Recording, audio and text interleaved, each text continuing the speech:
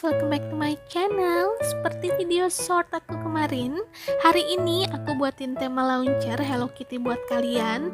Dan kalau kalian mau tema WhatsAppnya samaan kayak tema ini, kalian bisa cek video ini. Dan untuk tema launcher sekarang, aku pakai smart launcher. Dan untuk tutorial cara pasangnya, aku udah buat videonya yang ini. Kalian bisa tonton dulu videonya. Dan untuk aplikasi widgetnya, aku pakai dua aplikasi ini. Jadi kalian harus pastiin install semua aplikasi yang mendukung untuk pasang temanya.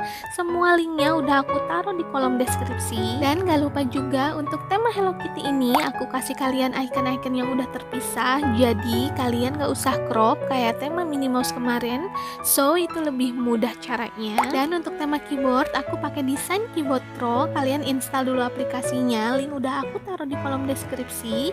Setelah itu kalian search aja namanya. Jadi temanya itu udah ada di aplikasi keyboardnya ya guys. Oke, sekian dulu videonya. Semoga kalian suka sama tema Hello Kitty-nya. Dan jangan lupa selalu support channel ini, karena aku akan kasih tema-tema gratis buat kalian yang super cute.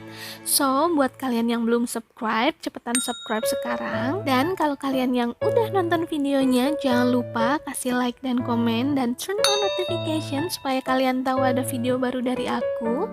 And now aku pamit, see you on next video. Bye bye guys.